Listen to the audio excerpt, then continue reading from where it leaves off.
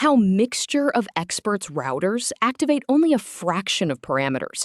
Most MLE engineer candidates have heard of it.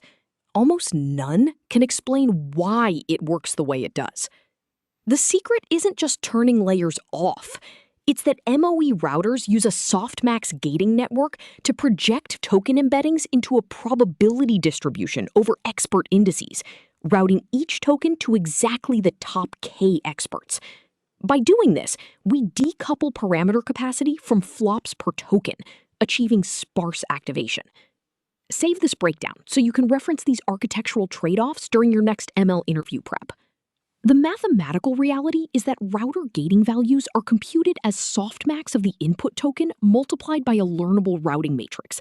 But this creates a massive load balancing problem, where gradients can bias toward a single expert. Most engineers think MOE models run faster because they use fewer parameters.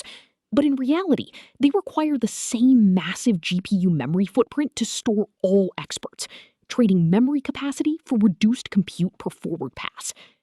Share this with a colleague who is trying to understand the engineering behind models like DeepSeek. Think of the router not as a simple switch, but as a continuous differentiable gate that scales expert outputs by their routing probability. If you don't use auxiliary loss to force equal token distribution across experts, your capacity factor collapses and the model defaults back to a dense network.